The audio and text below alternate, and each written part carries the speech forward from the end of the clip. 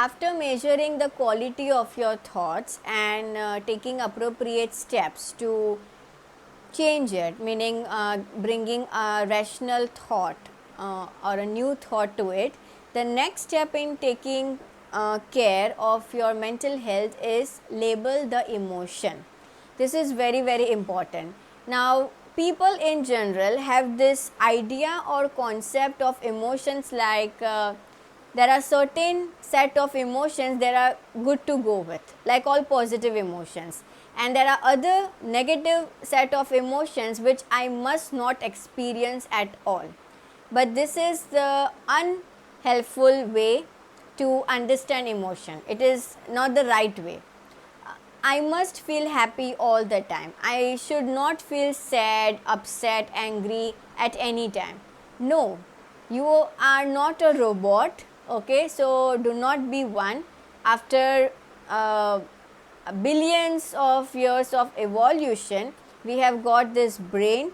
A brain has evolved in itself with a cortex, with a prefrontal cortex, which helps you to go for this logic and reasoning, and this is rare. It is available only and only to humans, and I believe you are a human who is watching this.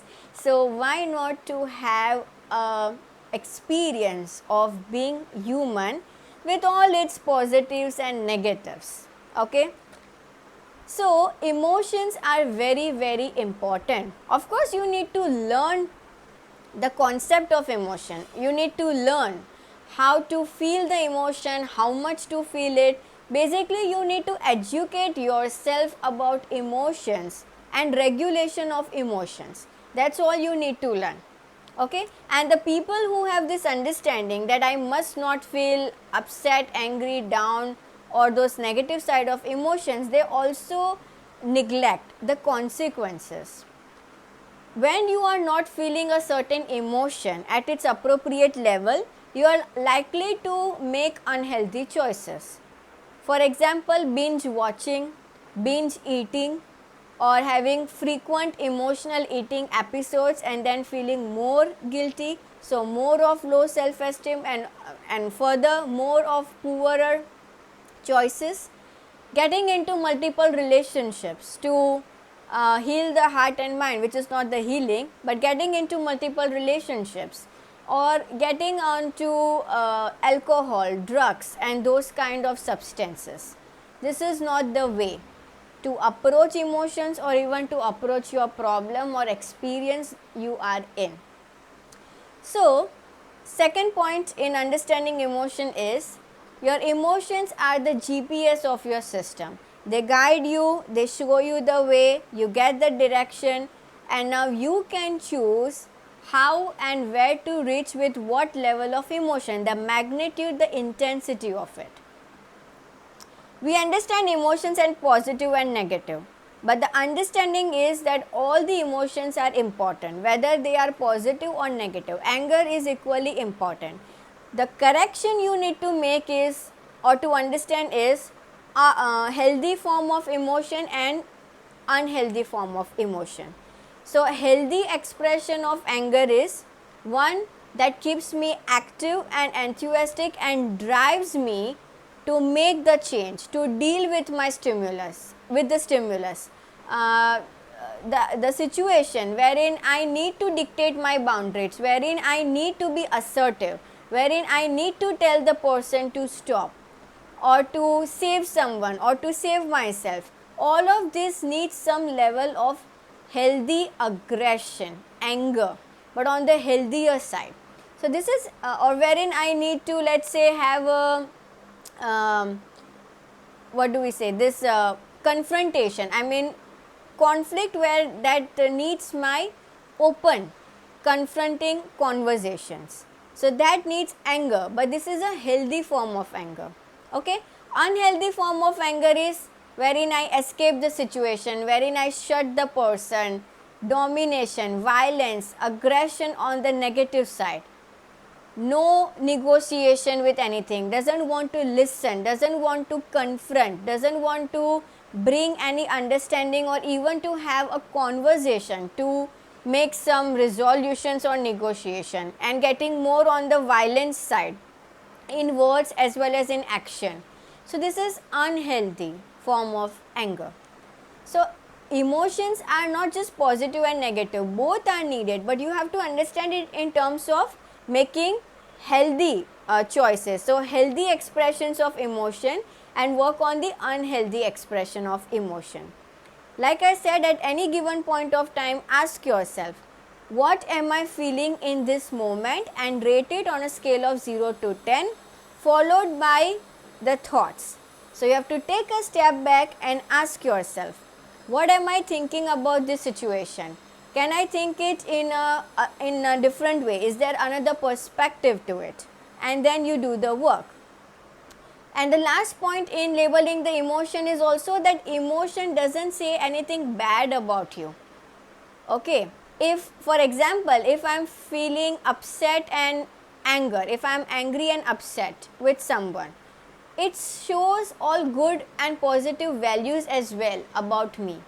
Like for me, that person and that relationship matters, therefore I am upset, hurt and disappointed, and I want to have some conversation or let's say a solution to it, therefore I am feeling this emotion.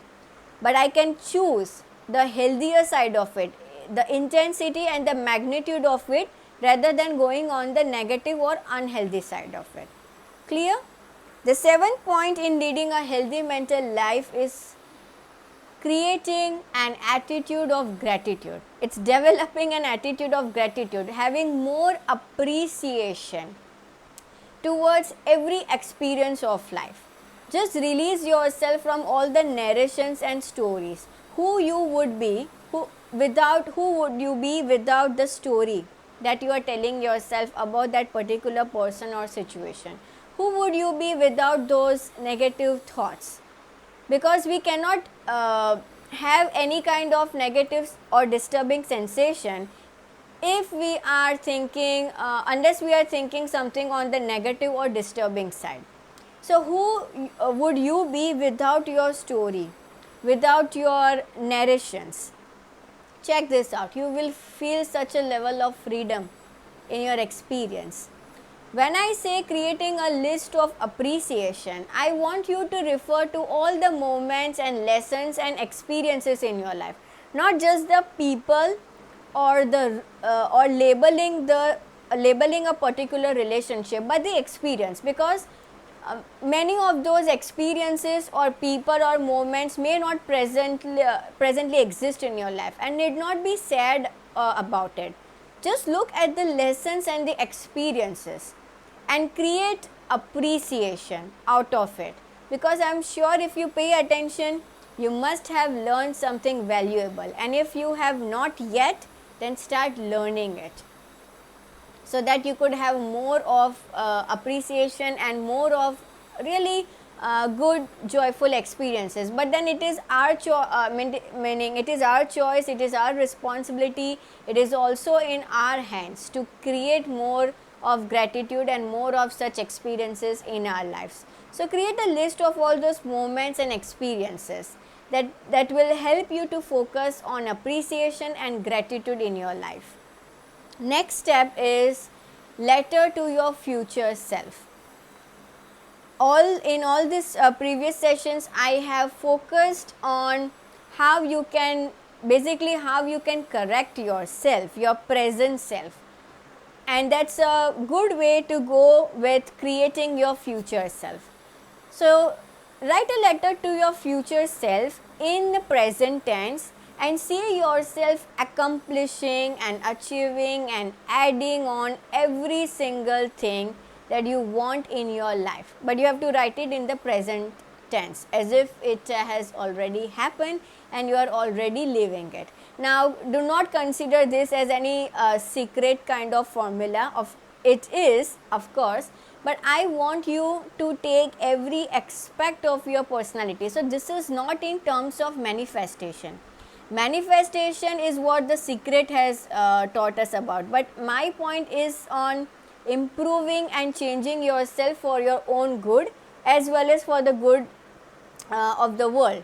So how, like, letter to your future self has to do with you healing your past self, you enjoying your present self at your best of your potentials, and further continuing and adding on to your skills and potentials, which is creating your future self. Many of us are in the process of healing or may have healed ourselves, but there is this some level of baggage, a residue, a hurt is left. Some experiences just change us completely, and it becomes kind of impossible to go back to the earlier versions of ourselves wherein we were just so helpful and so joyful, like our childhood time, right? But we do not have to grieve this, because we need to shed ourself, the self as well, to experience a newness in your life. Every phase of our life is different. Every phase of our life demands something new out of us, and that's called life. That's called living your life in full awareness. So it's a good thing. So by working on your present self and learning the lessons from the past self, you are creating your future self, which is in terms of becoming a new person. We die every day and we are reborn every day. Now you need to check these terms, dying every day and reborn every day, with a full level of awareness.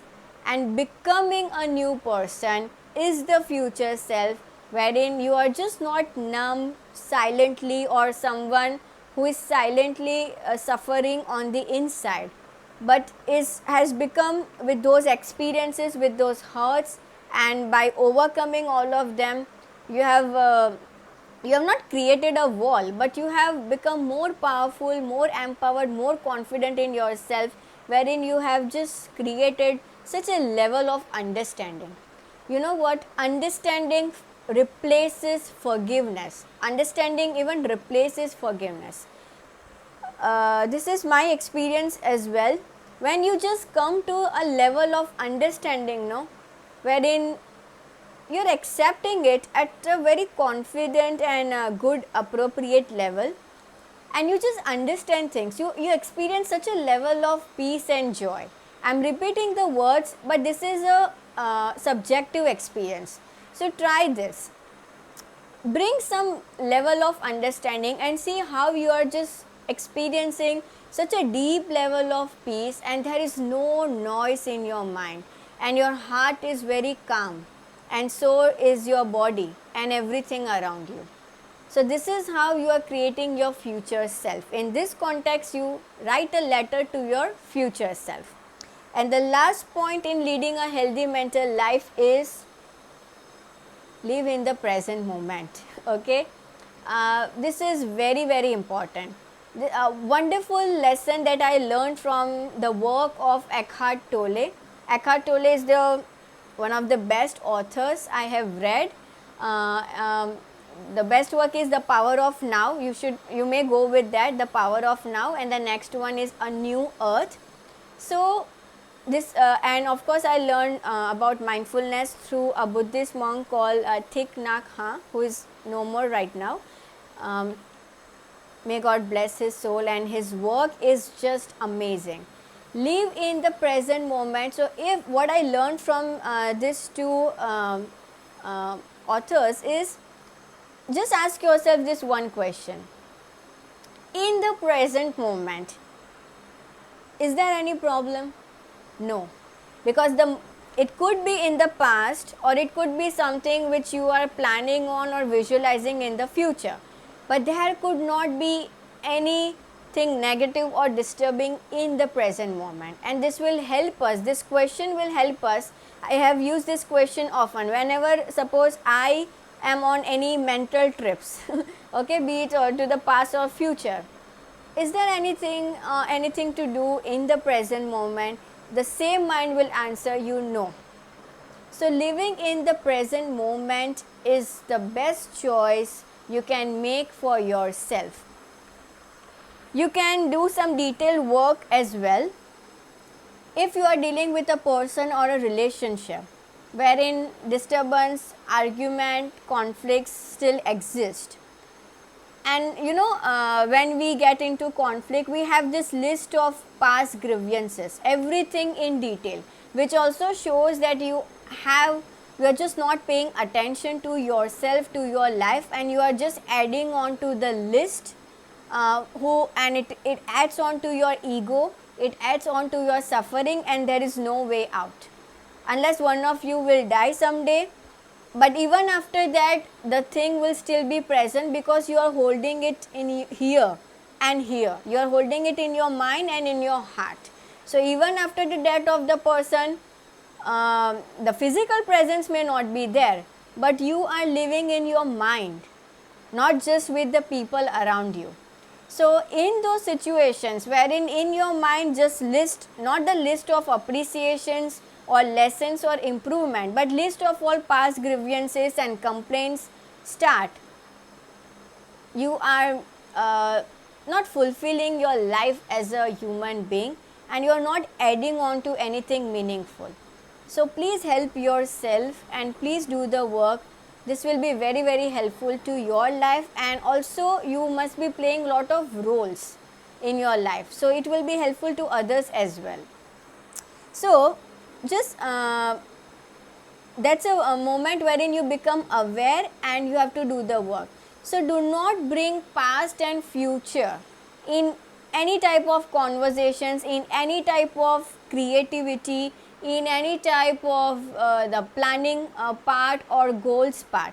Just focus on the present, like how can I bring creativity, intelligence, understanding, enthusiasm, negotiation, confrontation in this moment with this person or with this goal or with that situation, instead of grieving the list of your mistakes, of your failures, of blaming someone or in conflict with someone, because that will not help you. So live in the present moment. And you see animals around, like I am a mother of a dog, I see how it is with heaven, just so blessed. I mean, if you are in the present moment, you are one of the happiest person in the world. All of us wants to be happy, correct? Or our choices are different to seek happiness, but it has to more to do with you feeling internally happy and not just looking for stimulus on the outside to feel happy. If you choose to feel happy internally and in the moment, then it becomes a permanent state of happiness for you. And if you choose happiness on the outside, on the outer stimulus, then you are in the cycle of duality. One day you feel happy, the other day you feel down, and then you are constantly in the hassle, in that vicious cycle of seeking happiness, but you do not go anywhere and your life ends. So let's just choose the present moment wherein the life exists, not just happiness, but our lives exist in the present moment, and let's make it more meaningful, joyful, loving and compassionate for everyone, not just for ourselves but for everyone. Okay, so these are all are the points that will help you to lead a healthy mental life. Beloved, you are loved, you are very important, you are worthy, you are valuable. Please be kind with yourself. Please be kind, very, very kind, very gentle, very loving, very compassionate with everyone around you. Everyone is looking for love, appreciation, friendship. Be the giver, not just the taker. So you be the first person to give that love, to give that friendship, to give that appreciation to someone, and in return you yourself will feel such a joy, such a love, such a peace. Peace, P-E-A-C-E. If we choose the other side, then it is P-I-E-C-E-S, pieces. We get into pieces. But if you choose this side, love, appreciation, joy, you are giving to people, you are the first one who is taking the responsibility to do it, then you are always in P-E-A-C-E, peace. Thank you so much, beloveds.